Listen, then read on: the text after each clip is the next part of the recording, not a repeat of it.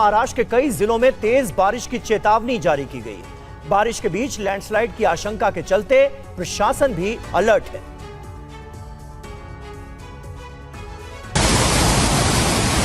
झरने से बह रहे पानी की रफ्तार इतनी ज्यादा है कि देखकर कोई भी डर जाए।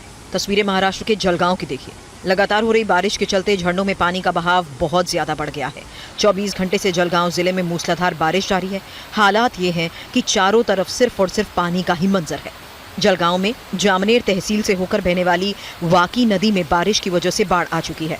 नदी खतरे के निशान से ऊपर बह रही है। निचले इलाके जलमग्न हैं। घरों का सामान पानी के साथ बहता दिख रहा है। हालात में सुधार होने की फिलहाल कोई उम्मीद नहीं है। मौसम विभाग ने आज भी जलगांव जिले में बारिश का रेड अलर्ट जारी किया है। प्रशासन की ओर से लोगों से नदियों से दूर रहने की अपील की जा रही है। बारिश के बीच कई हादसे हो रहे हैं। यवतमाल जिले में एक कार बाढ़ की चपेट में आकर बह गई। कार में मौजूद महिला और उनकी 2 बेटियों की तलाश अभी भी जारी है। अमरावती जिले में लगातार हो रही बारिश की वजह से रिहायशी इलाके सैलाब की चपेट में हैं। मौसम विभाग ने तेज बारिश के साथ ओले गिरने का भी अलर्ट जारी किया है। और महाराष्ट्र के पुणे में रेलवे लाइनों के आसपास लैंडस्लाइड का खतरा बढ़ गया है, जिसको देखते हुए रेलवे ने एक विशेष अभियान शुरू किया है। ये रिपोर्ट देखिए।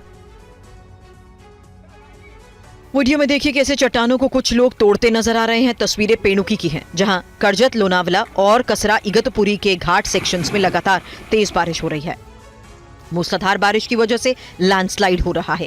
मिट्टी ढीली होने की वजह से बड़े बड़े पत्थरों के नीचे गिरने का खतरा बना हुआ है। हालात को देखते हुए यहां से खतरनाक चट्टानों को हटाया गया ताकि रेल पटरियां सुरक्षित रहें और रेल यातायात बिना किसी खतरे के जारी रह सके। बारिश के बीच रेलवे के हिल गैंग के ये कर्मचारी फिसलन भरी इन चट्टानों पर काम कर रहे हैं और ढीली पड़ चुकी चट्टानों को ढहाने में जुटे हैं। अगर बारिश के दौरान ये चट्टानें पटरियों पर गिर गई तो बड़ा रेल हादसा हो सकता है। ऐसे में हादसों की रोकथाम के लिए रेलवे ने बड़ा अभियान शुरू किया। लगातार बारिश के बीच इन खतरनाक चट्टानों को हटाने का काम पुणे के कई स्थान पर हो रहा है, जिसकी प्रशंसा की जा रही है। बता दें, पुणे में लगातार हो रही बारिश की वजह से रेलवे ट्रैक को भी बहुत नुकसान पहुंचा। ट्रेनों का परिचालन बिना रुकावट जारी रहे, इसके लिए रेलवे लाइन के आसपास मौजूद खतरनाक चट्टानों को हटाने का अभियान जोर शोर से चल रहा है। जम्मू कश्मीर के बारामूला में आज सुबह बादल फट गया, जिसकी चपेट में कई घर आ गए। लोगों ने प्रशासन से मदद की गुहार लगाई। बादल फटने की घटना सुबह उस समय हुई जब ज्यादातर लोग सो रहे थे। सुबह करीब 5 बजे तेज आवाज के साथ बादल फटा और इसके बाद लोग दहशत में घरों से बाहर आ गए। घरों के बाहर हर तरफ मलबा और पानी था। बादल फटने की घटना के बाद भारी मात्रा में पानी आने से बाढ़ जैसे हालात बन गए। ये घटना बारामूला जिले के सोपोर इलाके की है, जहां पर बिन्नार नाले में बादल फटने से हाहाकार मच गया। रिहायशी इलाकों के पास बादल फटने की घटना हुई, जिसकी वजह से कई घरों को खतरा पैदा हो गया। रिहायशी इलाके की सड़कों को भी खासा नुकसान पहुंचा है। तुरंत प्रशासन को बादल फटने की सूचना दी गई।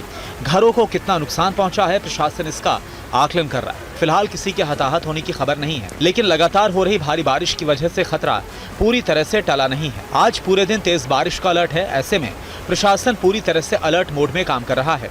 लोगों से अपील की जा रही है कि बेवजह घरों से बाहर ना जाएं।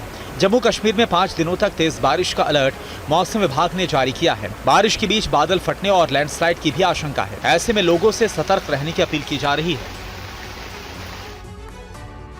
इधर उत्तराखंड के चमोली में पहाड़ धंसने से कई मकान भी क्षतिग्रस्त हुए हैं। प्रशासन की ओर से प्रभावित लोगों तक मदद पहुंचाई जा रही है। आप देखिए। जहां आपकी नजर जाएगी, आपको पहाड़ों से मलबा आता हुआ नजर आएगा। कहीं पहाड़ धंस रहे हैं तो कहीं पहाड़ों से भारी मात्रा में मलबा रिहायशी इलाकों में पहुंच रहा है। ये तस्वीरें चमोली के जोशीमठ की है, जहां पर बारिश के बीच किमाठा गांव में जमीन धंस रही है, जिसकी चपेट में बड़ा इलाका आ चुका है। ग्रामीण दहशत में हैं और उन्हें घरों में जाने से डर लग रहा है। गांव के ऊपरी हिस्से में मौजूद चंडिका माता मंदिर की भोग मंडी मलबे की चपेट में आकर पूरी तरह से ध्वस्त हो चुकी है। मंदिर की दीवार को भी नुकसान पहुंचा है। भारी मात्रा में मलबा पहाड़ों से आने की वजह से गांव को दूसरे इलाकों से जोड़ने वाला मुख्य मार्ग बुरी तरह से क्षतिग्रस्त हो गया है। मलबा इतना ज्यादा है कि इन इलाकों से पैदल भी आवाजाही नहीं की जा सकती है। पानी के साथ आए मलबे ने ग्रामीणों की फसलों को भी काफी नुकसान पहुंचाया। लैंडस्लाइड की वजह से जिन घरों के गिरने का खतरा बढ़ गया है, वहां से लोगों को शिफ्ट करके गांव के प्राथमिक विद्यालय और पंचायत भवन में पहुंचाया गया है। अधिकारी हालात पर नजर बनाए हुए हैं। खतरा बढ़ने पर और भी लोगों को यहां से शिफ्ट किया जा सकता है।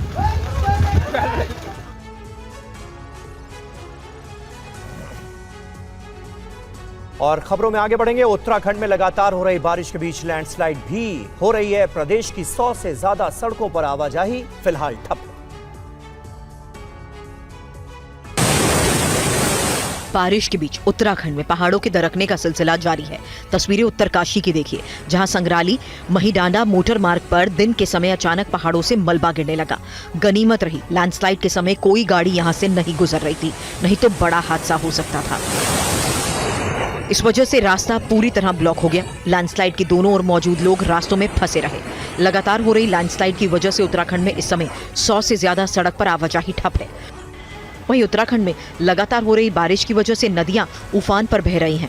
तस्वीरें अलकनंदा नदी की हैं, जिसका जलस्तर तेजी से बढ़ रहा है। जलस्तर और बढ़ने के खतरे को देखते हुए नदी किनारे रहने वाले लोगों को सतर्क रहने के लिए कहा गया। अधिक बारिश हो रही है, जिससे सारे नदी नाले गदेरे सब उफान पर हैं। जहाँ जहाँ इस तरह की समस्याएं उत्पन्न हो रही हैं, वहाँ नगर पालिका की टीम हम पूरे शहर में अनाउंस कर रहे हैं और जहाँ जहाँ हमें आवश्यकता पड़ रही है हमारी टीम जाकर त्वरित राहत पहुँचाने का काम भी करे। और उत्तराखंड में हो रही बारिश के बीच हरिद्वार में एक बड़ा हादसा हो गया। 2 कारें बाढ़ की चपेट में आकर पानी में बहने लगी। बाढ़ में 2 कारें फंसी हैं, जिन्हें रेस्क्यू करने में प्रशासन जुटा है। तस्वीरें हरिद्वार के सुखी नदी की हैं। बाढ़ की चपेट में आकर 2 गाड़ियां बहने लगी। इस घटना से वहां हड़कंप मच गया। बारिश के बीच अचानक रास्ते पर बहुत ज्यादा पानी आ गया, जिसकी चपेट में ये गाड़ियां आ गई। पानी का बहाव तेज होने की वजह से किसी ने कोई जोखिम नहीं लिया। बिना देरी के प्रशासन को जानकारी दी। सूचना मिलते ही पुलिस मौके पर पहुंची। पानी का बहाव कम होने के बाद दोनों गाड़ियों को बाहर निकाला। गनीमत रही आगे गंगा नदी में पानी कम था और कार पुल से नीचे उतरकर फंस गई थी, जिसकी वजह से गाड़ियों को समय रहते बाहर निकाला जा सका। सूखी नदी के पास एक शमशान घाट है, जहां लोग अंतिम संस्कार के लिए आते हैं और माना जा रहा है कि ये लोग भी शमशान घाट पहुंचे थे, तभी वो सैलाब की चपेट में आ गए। प्रशासन लोगों से नदियों से दूर रहने की अपील कर रहा है, लेकिन जब इन्हें नजरअंदाज किया जाता है तो इस तरह के हादसे हो जाते हैं। बारिश के बीच हरिद्वार में पुल के पास एक गहरा गड्ढा हो गया है, जिसमें गिरकर एक महिला घायल हो गई।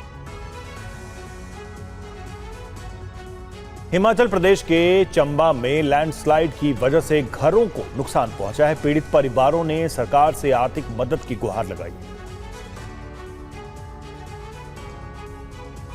इस मकान का ज्यादातर हिस्सा ढह चुका है, जो बचा है उसकी हालत भी देख लीजिए।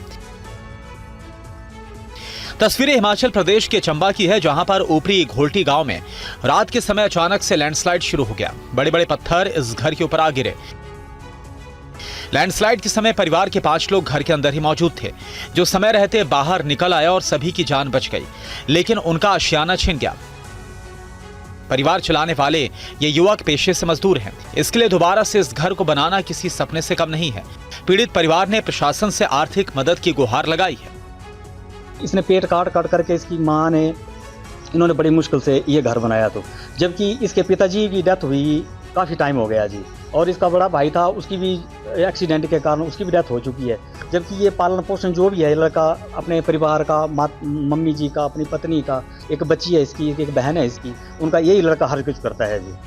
अब प्रशासन से हम यही उम्मीद लगा सकते हैं, जैसे कि चलो जो भी है इस गरीब आदमी का जो भी नुकसान हुआ है कुछ राहत मिल जाए इस बच्चे को। खबर महाराष्ट्र से है। महाराष्ट्र की भिवंडी में बड़ा हादसा हो गया। यहां पर गंगाराम वाड़ी इलाके में एक 4 मंजिला इमारत के ढहने से 9 लोगों की मौत हो गई। मलबे में अभी भी कई लोगों के दबे होने की आशंका है। देखिए भिवंडी के भंडारी कंपाउंड की ये वही जर्जर इमारत है, जिसके अचानक से ढहने से कई जिंदगियां काल की गाल में समा गई। देर रात अचानक से गंगाराम वाड़ी इलाके में कोहराम मच गया। कोहिनूर अपार्टमेंट की 4 मंजिला इमारत के ढहने से कई मजदूर और एक परिवार इसके मलबे में दब गए। मौके पर पहुंची फायर ब्रिगेड और एनडीआरएफ की टीमों ने रेस्क्यू ऑपरेशन शुरू किया। मलबे से शवों के अलावा कुछ लोगों को सुरक्षित निकाला भी गया। जानकारी के मुताबिक कुछ दिन पहले ही बिल्डिंग को खतरनाक घोषित करते हुए नगर निगम ने इसे खाली करने का नोटिस दिया था। हालांकि ज्यादातर परिवार निकल गए थे, सिर्फ एक परिवार यहां पर था और कुछ मरम्मत करवा रहा था। इसी दौरान यह हादसा हो गया। नगर निगम ने बताया कि इमारत की हर मंजिल पर 12 कमरे थे। एक साइड से बिल्डिंग की जो दीवार है वो फटने लगी, उसके वजह से नीचे पिलर का काम चालू था। उधर पर ठोकम ठाकी चालू थी, तो उससे झटके से बिल्डिंग गिर गई। स्थानीय प्रशासन और विधायक महेश चौगुले ने हादसे के पीड़ितों को हर संभव मदद का भरोसा दिया। और भिवंडी हादसे को लेकर बड़ी बात सामने आ रही है। हादसे से पहले इमारत के पिलर्स की मरम्मत चल रही थी और इसी दौरान बिल्डिंग का एक हिस्सा झुक गया। ग्राउंड जीरो से हमारे संवाददाता शुभम पांडे की ये रिपोर्ट देखिए। बीती रात कोहिनूर बिल्डिंग में एक हादसा हो जाता है। इस वक्त हम उसी स्थान पर मौजूद हैं जहां पर आप देखिए कि किस तरीके से जो G+4 इमारत थी उसका एक हिस्सा जो है वो ताश के पत्तों की तरह गिर जाती है। ये देखिए किस तरीके से ये पूरा जो इमारत आप इस वक्त देख रहे हैं। फिलहाल 9 लोगों की डेड बॉडी को इस वक्त निकाला जा चुका है। अभी भी 2 से 3 लोग जो हैं फंसे हुए हैं। मलबे को हटाने के लिए इस वक्त देखिए NDRF की टीम पहुंची हुई है, स्थानीय महानगर पालिका की टीम इस वक्त पहुंची है। सवाल यही उठता है कि जब इस बिल्डिंग को जर्जर घोषित कर दिया गया था तो इसमें रहने वाले लोगों को खाली क्यों नहीं कराया गया? भाई कि कितने बजे हादसा हुआ था? ये रात हादसा 11:20-25 पे हुआ था। और क्या बिल्डिंग का नोटिस पहले दे दी गई थी? बिल्डिंग का नोटिस तो शायद से मेरे को उतना आइडिया नहीं है, लेकिन ये बिल्डिंग पे जो काम हो रहा था ना, वो जो मिस्त्री था ना उसकी थोड़ा मतलब कि वो सही से किया नहीं, वो कोई सपोर्ट नहीं डाला उसमें। जैक बोलते हैं ना, जैक नहीं लगाया, वो ब्रेकर से पूरा मतलब कि उसको किया था। और वो कैसे 11:25 का हादसा होने के बाद ना बिल्डिंग बहुत तेजी में गिरी, जिसके कारण ना इधर बहुत लोग फंस गए थे। और महाराष्ट्र के भिवंडी हादसे पर सांसद सुरेश गोपीनाथ ने TV9 संवाददाता से बातचीत की है। वो बातचीत आपको सुनाते हैं। मुंबई से सटे भिवंडी में एक इमारत का जो हिस्सा है वो गिर जाता है। 9 लोगों की मौत हो चुकी है। हमारे साथ इस वक्त स्थानीय सांसद बाला मामा जी इस वक्त मौजूद है। सही बताइए, 9 लोगों की मौत या फिर लिपापोती करके काम कर दिया जाएगा या फिर कार्रवाई भी की जाएगी? नहीं, कार्रवाई तो होगी और वो भी स्ट्रिक्टली होगी, क्योंकि अभी देखा आपने 9 लोगों की मौत हुई, 4 लोग घायल हुए, और अभी भी पता नहीं है मलबे के अंदर कितने लोग रहेंगे। तो इसके लिए ये उसकी एक्शन चालू है, जांच चालू है, पर बिल्डर के ऊपर स्ट्रिक्टली एक्शन लिया जाएगा। बरसात से पहले नोटिस देके बिल्डिंग खाली कराई जाती है। 2 महीने बरसात बीत चुके हैं, तो क्या इसमें नहीं खाली कराया गया था लोगों को? नहीं, खाली भी किया था महानगर पालिका ने। 30 परिवार रहते थे, 300 परिवार को खाली भी किया था। तो पता नहीं उसके बाद अभी बारिश का मौसम है, हो सकता है कहीं रहने का बंदोबस्त ना हो, इसके लिए लोग मजबूरी से जाते हैं। क्या अगली बार इस तरह से कोई घटना घटे इसके लिए कुछ आप प्लानिंग करेंगे या कोई कमेटी बिठाएंगे? सांसद हैं, तमाम लोग आपको चुन कर दिए हैं यहाँ पे। जो डेवलपमेंट थाना में क्लस्टर के तहत होती है, वही क्लस्टर के तहत लीगल डेवलपमेंट भिवंडी में अगर होगी या जितनी भी इमारत धोखादायक है, डेंजर जोन में है, वो सब इमारतों का पुनर्निर्माण किया जाएगा ना। MP के इंदौर में एक वृद्धाश्रम में बुजुर्ग को पीटने का वीडियो वायरल होने के बाद प्रशासन ने कार्रवाई की है। SDM ने रेड करके वृद्धाश्रम को सील कर दिया है। पता यह चला है कि वृद्धाश्रम अवैध रूप से संचालित हो रहा था। आप देखिए रिपोर्ट। वृद्धाश्रम में सो रहे बुजुर्गों पर लाठी डंडे से हमला करने का ये वीडियो वायरल होने के बाद प्रशासन हरकत में आया। वीडियो में देखा जा सकता है कि एक नाबालिग बुजुर्ग महिलाओं को दौड़ा दौड़ाकर उन पर डंडे बरसा रहा है। एक बुजुर्ग महिला उसे रोकने की कोशिश भी करती है, लेकिन वो उसके साथ भी पिटाई करता है। वीडियो पर संज्ञान लेकर जब प्रशासन की टीम मौके पर पहुंची तो उसके भी होश उड़ गए। पता चला कि महाराणा प्रताप वेलफेयर सोसाइटी के नाम से ये वृद्धाश्रम यहाँ पर सरकारी जमीन पर अवैध रूप से संचालित था, लिहाजा इसे सील कर दिया गया। ये जो यहाँ पे जो भवन आपको दिख रहा है, ये पहले सुलभ कॉम्प्लेक्स का कोई परिसर था और 3-4 साल पहले इसको सुलभ कॉम्प्लेक्स से हटा के परिवर्तित करके तत्कालीन पार्षद जो MIC मेंबर भी थे उनके द्वारा ही उनको ये वृद्धाश्रम संचालन के लिए दी गई है। वहीं विवाद पर संचालिका नीलम दुबे ने सफाई दी और वीडियो में दिखाई दे रहे नाबालिग को मानसिक रूप से अस्वस्थ बताया। आश्रम में रह रहे 31 बुजुर्गों को दूसरे वृद्धाश्रम में शिफ्ट कर प्रशासन ने जांच का दायरा बढ़ा दिया है।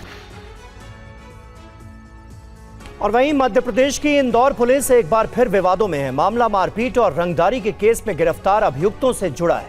अभियुक्तों का एक वीडियो वायरल होने के बाद पुलिस पर झूठी प्रशंसा हासिल करने के आरोप लगे हैं। क्यों, इस रिपोर्ट में देखिए। इंदौर में हीरानगर थाना पुलिस और कुछ बदमाशों से जुड़ा ये वही वायरल वीडियो है जिसके सामने आने से खाकी की कार्यशैली सवालों में आ गई। वीडियो में 2 आरोपियों को हाथ में प्लास्टर लगाए और सड़क पर लंगड़ाते हुए देखा जा सकता है। ये सभी एक गंभीर मामले में गिरफ्तार हुए थे और दावा है कि लोगों ने पुलिस से इन अभियुक्तों का सार्वजनिक जुलूस निकालने और सख्त एक्शन की मांग की थी, जिस पर पुलिस की ओर से झूठ का सहारा लिया गया। ये देखिए, इनके हाथ पे वीडियो में नगर परेड के दौरान अभियुक्तों के हाथ में प्लास्टर दिखाई दे रहा है। सड़क पर लड़खड़ाते हुए चलते नजर आए, लेकिन पुलिस की करतूतों को उजागर करने वाले ने जो अगला वीडियो शेयर किया उसने सबके होश उड़ा दिए।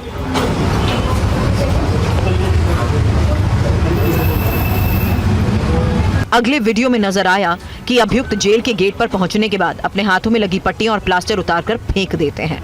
दावा किया गया कि अभियुक्तों से साठगांठ कर पुलिस ने फर्जी प्लास्टर लगवाया, परेड करवाई। हालांकि आला अधिकारियों ने जांच के आधार पर कार्रवाई की बात कही है। 20,000 रुपए लेकर के ये देखिए। और वहीं राजस्थान के उदयपुर में ज्वेलरी शॉप से चोरी की घटना सामने आने के बाद कानून व्यवस्था पर अब सवाल खड़े हो रहे हैं।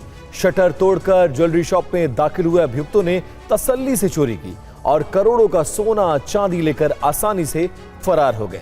देखिए ये पूरी रिपोर्ट। उदयपुर शहर के पंचवटी स्थित एक ज्वेलरी शॉप में हुई यह करोड़ों की चोरी कानून व्यवस्था के लिए प्रश्न चिन्ह बन गया है। ज्वेलरी शॉप के मालिक नवीन स्वरूपरिया को वारदात की सूचना तब मिली जब सुबह दुकान का कर्मचारी यहां पहुंचा और शटर टूटा देखकर उन्हें फोन किया। पुलिस के आने पर जब सीसीटीवी फुटेज को खंगाला गया तो सबके होश उड़ गए। चोरों ने इस घटना को बड़ी ही तसल्ली से करीब 1 घंटे में अंजाम तक पहुंचाया।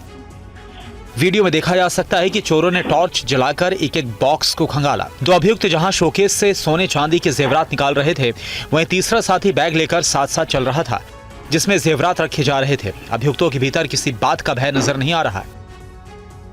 दुकान के स्टॉक रिकॉर्ड से पता चला कि अभियुक्तों ने करीब 22 लाख रुपए के हीरे, 390 ग्राम सोने के आभूषण, करीब 12 किलोग्राम चांदी के आभूषण और बर्तन चांदी के सिक्के के साथ साथ दुकान में रखे करीब 10 लाख रुपए पर हाथ साफ कर लिया। पुलिस ने मामला दर्ज कर फिलहाल अभियुक्तों की जल्द गिरफ्तारी का भरोसा दिया है, लेकिन कार्यशैली पर कई सवाल खड़े हो रहे हैं। कोडीन युक्त कफ सिरप की तस्करी के मामले में यूपी की चंदौली पुलिस को बड़ी सफलता मिली है। लावारिस ट्रक से कोडीन कफ सिरप की खेप बरामद होने के बाद पुलिस ने जाल बिछाया और 25,000 के इनामी को धर दबोचा। देखिए चंदौली की अलीनगर पुलिस के हत्थे चढ़ा ये वो शातिर इनामी बदमाश है जिस पर पुलिस ने 25,000 का इनाम घोषित कर रखा था। दयाशंकर सिंह नाम के इस शख्स पर संगठित गिरोह चलाकर प्रतिबंधित कोडीन युक्त कफ सिरप की तस्करी करने के कई मामले दर्ज हैं। पुलिस ने जाल बिछाकर इसे महादेवपुर अंडरपास के पास से धर दबोचा। इससे पहले 22 जुलाई को रिंग रोड पर पुलिस को एक लावारिस हालत में ट्रक मिला था। पुलिस ने जांच की तो उसमें भारी मात्रा में कोडीन कफ सिरप की 7,200 शीशियां बरामद हुई थी। इसी मामले की तफ्तीश के दौरान दयाशंकर का सुराग मिला था। अभियुक्त दयाशंकर निवासी ग्राम जमालपुर जनपद फिरोजाबाद का नाम प्रकाश में आया था, जिसकी गिरफ्तारी पर श्रीमान पुलिस अधीक्षक चंदौली महोदय द्वारा 25,000 रुपये का पुरस्कार भी घोषित किया गया था। अभियुक्त दयाशंकर को थाना अलीनगर पुलिस द्वारा गिरफ्तार किया गया है, जिसके कब्जे से प्रतिबंधित कोडीन कफ सिरप की 800 बोतलें बरामद की गई। पूछताछ पर अभियुक्त द्वारा बताया गया कि ये कोडीन की बोतलें उसके द्वारा जनपद प्रयागराज से अपने ट्रक में लोड किया गया था तथा उसे वो गुवाहाटी लेकर जा रहा था। पुलिस अब अभियुक्त से पूछताछ कर पूरे नेटवर्क के तार खंगालने में जुटी है। और इस बीच एक बड़ी खबर आपको बताएं, मुसलमानों में बहुविवाह प्रथा पर रोक की मांग। बहुविवाह पर रोक लगाने को लेकर सुप्रीम कोर्ट में याचिका लगाई गई है। याचिका पर सुप्रीम कोर्ट का केंद्र सरकार को नोटिस। सभी शादियों का रजिस्ट्रेशन अनिवार्य कराने की जो मांग है वो की गई है। अर्जी में घर के अधिकारों की गारंटी की मांग भी की गई। तो ये बड़ी खबर आपको बताएं, मुसलमानों में बहुविवाह प्रथा पर रोक लगाने की मांग की गई इस याचिका में। और पीयूष पांडे इस वक्त हमारे साथ है। पीयूष, क्या है इस याचिका में और जो सुप्रीम कोर्ट की तरफ से अब इस पूरे मामले पर केंद्र सरकार को जो नोटिस दिया गया उसमें क्या है? जी करुणा, देखिए सुप्रीम कोर्ट ने देश में मुसलमानों के बीच बहुविवाह पर पूरी तरह से यानी कि पॉलीगमी पर पूरी तरह से रोक लगाने की मांग वाली याचिका पर केंद्र सरकार से जवाब तलब किया है और इस मामले पर केंद्र सरकार को 4 हफ्ते में अपना जवाब देना है। क्योंकि पहले सुप्रीम कोर्ट तलाक बिद्दत यानी कि ट्रिपल तलाक जैसे इशू पर अपना फैसला दे चुका है और उस पर पूरी तरह से रोक लगा चुका है और उसके बाद हलाला, तलाक हसन और अहसन ऐसे कई मामले सुप्रीम कोर्ट में पहले से दाखिल हैं। इस मामले पर महिला अधिकार कार्यकर्ता जाकिया सोमन की ओर से याचिका दायर की गई है और सभी शादियों का अनिवार्य रजिस्ट्रेशन कराने की मांग की गई है। क्योंकि जो मुस्लिम समुदाय में शादियां होती हैं वो पर्सनल लॉ के तहत गवर्न होती हैं और उनका रजिस्ट्रेशन जो होता है वो मौलवी साहब करते हैं। तो ऐसी स्थिति में यहाँ पर जो लॉ है वो पूरी तरह से पर्सनल है और इस मामले में ये मांग की गई है कि कानूनी उनको वैधता दी जाए ताकि रजिस्ट्रेशन हो और प्रभावित महिलाओं को गुजारा भत्ता, विरासत और आवास के अधिकारों की गारंटी मिले। यही वजह है कि बहुविवाह के खिलाफ ये पिटीशन फाइल की गई है और उस पर रोक लगाने की मांग की गई है। जी शुक्रिया आपका पीयूष इस पूरी जानकारी के लिए। और अब खबर स्टंट के उस शौक की जो भारी पड़ गई। दिल्ली के पास गुरुग्राम द्वारका एक्सप्रेसवे पर लैम्बोर्गिनी कार से स्टंट को लेकर पुलिस ने कार्रवाई की है, एक्शन लिया है। सोशल मीडिया पर वीडियो वायरल होने के बाद पुलिस ने संज्ञान लिया है। वीडियो इस वक्त आपके सामने है। पुलिस ने स्टंट में इस्तेमाल की गई लैम्बोर्गिनी कार को जब्त कर लिया है।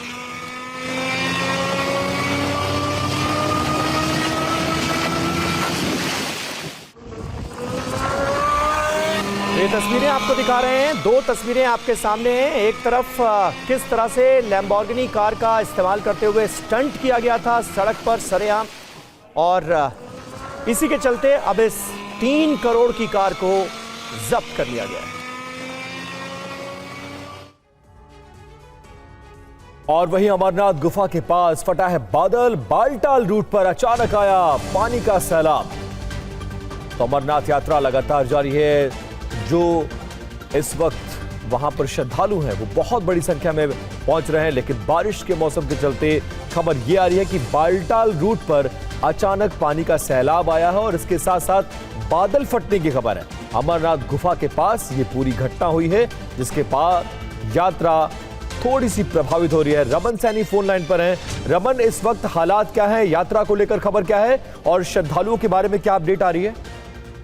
जी हाँ, बिल्कुल। देखिए, जिस तरीके से आज पहले ही मौसम विभाग की तरफ से एक ऑरेंज अलर्ट जारी किया गया था जम्मू कश्मीर में, क्योंकि भारी बारिश का दौर जो है वो पिछले कई दिनों से पहाड़ी इलाकों में चल रहा था। इसी को देखते हुए एडवाइजरी जारी की गई थी और आज सुबह जब जम्मू से बालटाल के लिए पवित्र अमरनाथ की यात्रा जो है वो रवाना की गई है, लेकिन इसी बीच में जो जानकारी मिली है कि अब बालटाल से जब पवित्र गुफा की तरफ जाते हैं तो वहां पर कई जगह पर फ्लैश फ्लड आया है और फ्लैश फ्लड के साथ साथ में जो अमरनाथ गुफा है वहां जो लंगर की व्यवस्था बनाई गई है, वहां पर भी पहाड़ों से बहुत बड़ी संख्या में पानी जो है वो लंगर की तरफ आगे बढ़ता हुआ दिखाई दिया है, जिसके बाद लोगों के अंदर जो श्रद्धालु थे, जो लंगर वाले थे या प्रशासन के लोग थे, उनमें अफरा तफरी का माहौल बन गया।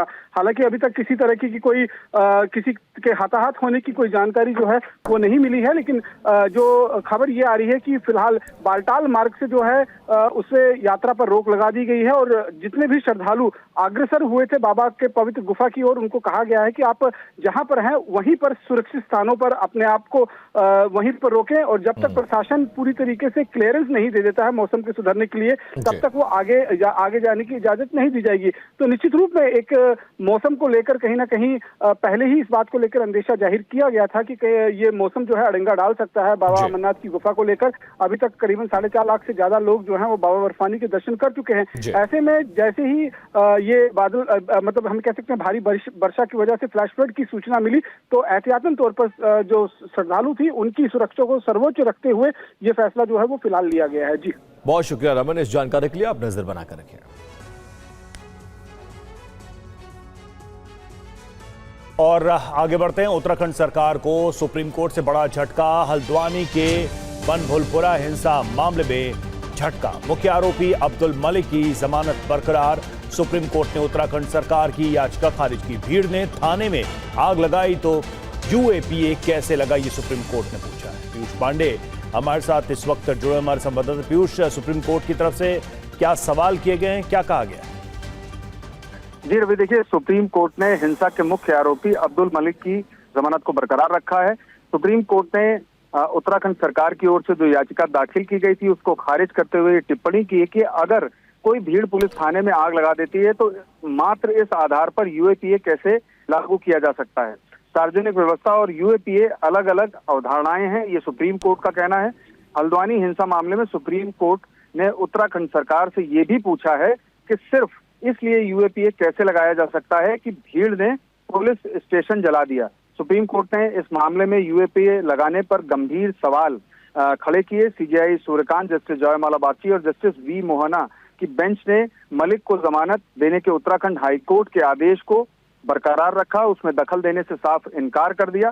सुप्रीम कोर्ट ने यह भी कहा कि भले ही हाईकोर्ट की दलीलें अधूरी रही हों, लेकिन व्यक्तिगत आजादी से जुड़े मामले में दखल देने का कोई कारण नहीं बनता। और ये कहते हुए सुप्रीम कोर्ट ने उत्तराखंड सरकार की ओर से दायर याचिका को खारिज कर दिया। जी रवि, शुक्रिया आपका इस जानकारी के लिए। और सुप्रीम कोर्ट ने क्या कहा है ये हमने आपको बताया। और चलिए आगे बढ़ते हैं। तेलंगाना में एक सड़क हादसे में ट्रक पलट गया और फिर उसमें लदे सामान की लूट मच गई। आप देखिए रिपोर्ट। हाईवे के किनारे एक ट्रक खड़ा है, उसमें लदे सामान को लेने की होड़ मच गई। भीड़ बहुत ज्यादा है, महिला पुरुष बुजुर्ग सभी में ज्यादा से ज्यादा सेब ले जाने की होड़ सी मची दिखी। कोई अपने कपड़ों में सेब भरकर ले जा रहा है तो कोई अपने थैलों में भरकर। हद तो तब हो गई जब कुछ लोगों ने अपनी गाड़ियों में भी सेब की पेटियां लाद कर ले जाना शुरू कर दिया। तस्वीरें तेलंगाना के महबूबाबाद जिले की है, जहां थोरूर मंडल में मातेदू गांव के पास ये ट्रक अचानक हादसे का शिकार हो गया। वारंगल खम्मम नेशनल हाईवे पर ट्रक चालक का संतुलन बिगड़ा, ये बेकाबू होकर हाईवे पर किनारे पलट गया। ट्रक के अंदर सेब लदा था, सेब की कुछ पेटियां हाईवे पर जा गिरी। ऐसे में आसपास मौजूद लोगों में सेब लूटने की होड़ मच गई। इस दौरान किसी को भी सुध नहीं थी कि वो इस ट्रक चालक की मदद करे। हादसे के बाद का वीडियो सोशल मीडिया पर वायरल है। जिस वक्त सेब की लूट मची थी उस वक्त हाईवे से कई लोग गुजर रहे थे। उन लोगों ने हादसे के बाद मची इस लूट का मंजर अपने कैमरे में रिकॉर्ड किया, जो सोशल मीडिया पर वायरल है। और अगली बड़ी खबर राजस्थान से है। राजस्थान में कांग्रेस के दो बड़े नेताओं की गुटबाजी उस वक्त खुलकर सामने आ गई जब भारतीय आदिवासी पार्टी के 300 कार्यकर्ता कांग्रेस में शामिल हो रहे थे। दरअसल जब अशोक गहलोत के आवास पर कांग्रेस के आदिवासी नेता महेंद्रजीत सिंह मालवीय 300 कार्यकर्ताओं के साथ पहुंचे थे, तब चौथी बार गहलोत सरकार के नारे लगे थे, जिसे लेकर प्रदेश कांग्रेस अध्यक्ष गोविंद सिंह डोटासरा नाराज हो गए। और उन्होंने अपनी नाराजगी तब जाहिर की जब सभी लोग कांग्रेस दफ्तर पहुंचे। दफ्तर में महेंद्रजीत मालवीय जब बोल रहे थे तब मंच पर ही डोटासरा ने उनका माइक छीन लिया और कहा कि यह पार्टी का मंच है, यहां व्यक्तिगत नारे नहीं लगेंगे।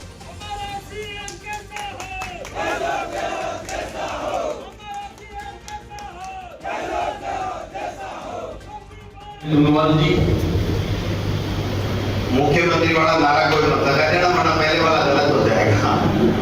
तो कांग्रेस की बात करना, व्यक्ति की बात यहाँ मत करना कम से कम, ठीक है? जी मुख्यमंत्री वाला नारा कोई मत लगा देना, वरना पहले वाला गलत हो जाएगा। तो कांग्रेस की बात करना, व्यक्ति की बात यहाँ मत करना कम से कम, ठीक है? अब आपको आगे सुनाते हैं कि राजस्थान के पूर्व सीएम अशोक गहलोत के पक्ष में क्या नारे लगे, जरा उन नारों को सुनिए।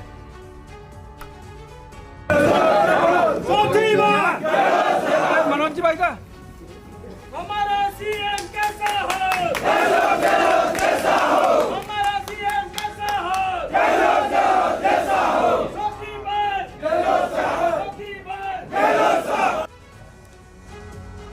और अब सुनिए कैसे गोविंद सिंह डोटासरा ने महेंद्रजीत सिंह के हाथ से माइक छीना और गहलोत को क्या संदेश दिया। इसलिए मैं तो आपसे भी सबसे एक निवेदन करूंगा, कभी भी जिंदगी में व्यक्ति के बन के मत रहना, पार्टी के बन के रहना, आपका सबका उज्जवल भविष्य होगा। इन सबके साथ में आप सबका बहुत बहुत धन्यवाद। जय हिंद, जय भारत, जय कांग्रेस। अब मैं चाहूंगा कि मालवीय साहब हमारे बीच में आए, ये दो शब्द अपनी बात यहाँ पर रखेंगे। आदरणीय मालवीय साहब। परम आदरणीय गोविंद डोटासरा जी हमारे प्रदेश अध्यक्ष हैं, मैं चाहूंगा कि जोरदार तालियों से उनका स्वागत करें। आदरणीय धन्यवाद जी। मुख्यमंत्री वाला नारा कोई मत लगा देना, वरना पहले वाला गलत हो जाएगा। तो कांग्रेस की बात करना, व्यक्ति की बात यहाँ मत करना कम से कम, ठीक है? और ध्वज आर्य हमारे संवाददाता इस वक्त हमारे साथ लाइव जुड़ चुके हैं। ध्वज, कभी कभी ऐसी छोटी छोटी घटनाएं पॉलिटिक्स में बड़ा मैसेज दे देती हैं। राजस्थान कांग्रेस में अंदर खाने क्या चल रहा है, किस तरह से दो गुटों में इस वक्त कांग्रेस बटी नजर आ रही है, ये नजर आया। इस घटना के बाद क्या सुगबुगाहट है?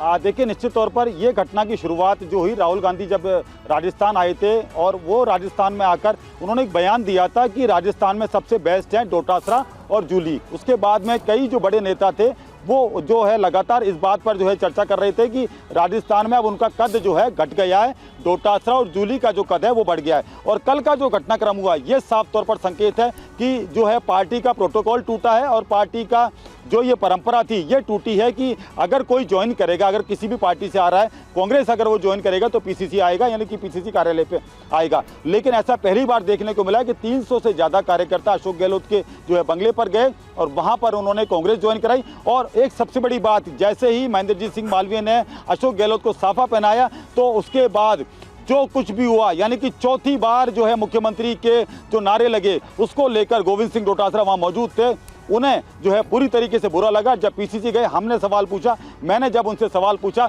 तो उसके बाद गोविंद सिंह डोटासरा का जो दर्द है वो निकलकर सामने आए। साफ तौर पर उन्होंने कहा कि महेंद्रजीत सिंह मालवीय अगर इतने ही बड़े नेता होते तो मेरे पीछे खड़े नहीं होते, मेरे आगे खड़े होते। यहाँ से उन्होंने बात की शुरुआत की और उसके बाद में जब ऊपर मंच पे गए तो उन्होंने साफ तौर पर कह दिया एक व्यक्ति की ब्रांडिंग हम नहीं करेंगे और मैं कांग्रेस का कार्यकर्ता हूँ। कोई कहाँ से अभी जो है जाकर आएगा और कहीं भी अगर कांग्रेस अगर ज्वाइन करके आएगा, कहीं भी जो है कांग्रेस का पट्टा पहन के आएगा, लेकिन पीसीसी आएगा तो मैं उसका स्वागत करूंगा क्योंकि मैं पीसीसी चीफ हूँ। लेकिन उनकी नाराजगी यही नहीं थमी। उसके बाद जो है जैसे ही महेंद्रजीत ने माइक लिया और माइक लेने के बाद जो है तुरंत ही जो है गोविंद सिंह डोटासरा ने उनका माइक छीना और माइक छीनने के बाद उन्होंने कहा कि यहाँ पर फिर से नारे ना लगे, इसके लिए चेतावनी दी। उन्होंने साफ तौर पर कहा एक व्यक्ति की ब्रांडिंग वो नहीं करेंगे, यानी कि उन्हें अंदेशा था कि अगर यहाँ नारे लग गया अशोक गहलोत के जो है चौथी बार मुख्यमंत्री के तो ये जो कलह है ये और सामने आ जाएगी। लेकिन फिर भी उन्होंने दबाने की कोशिश की इस पूरे मामले को। लेकिन ये घटना बताती है कि कांग्रेस में कितनी बड़ी कलह है।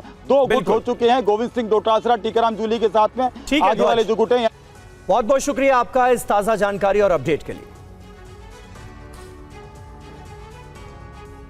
और चलिए बात करते हैं मानसून सत्र में विपक्ष के हंगामे की। तो और आप देखिए हंगामे के बीच आज लोकसभा और राज्यसभा की कार्यवाही को सोमवार तक के लिए स्थगित कर दिया गया। लेकिन उससे पहले आज सांसद पप्पू यादव पुजारी के वेश में लोकसभा पहुंचे। चढ़ावा चोरी को लेकर दानपात्र के साथ उन्होंने संसद परिसर में प्रदर्शन किया एक अलग ही तरीके से। ये देखिए आप, इस दौरान विपक्ष के सांसदों ने दानपात्र में दान दिया और समाजवादी पार्टी के सांसदों ने चोरी पकड़ने की एक्टिंग की। और 2 तस्वीर आपको हम दिखा रहे हैं। पहली तस्वीर में जहां पर नीचे बैठे हुए फर्श पर नजर आ रहे हैं पूर्णिया से सांसद पप्पू यादव और उनके साथ एक दानपात्र है। और देखिए राहुल गांधी भी वहां पर जाते हैं, वो भी दानपात्र में दान डालते हैं। और इसके बाद जो समाजवादी पार्टी के सांसद है और उसमें आपका अवधेश प्रसाद भी आपको नजर आ रहे हैं, वो सभी पप्पू यादव को इसके बाद पकड़ लेते हैं। और पप्पू यादव इस दौरान बोलते रहते हैं कि चढ़ावा चोरी पकड़ी गई।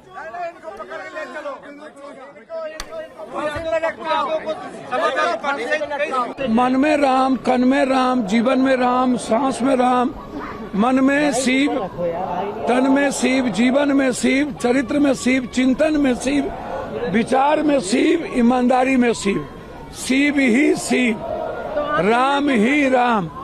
बस कहना चाहते हैं राम राम जपियो रे, सब माल हरपियो रे।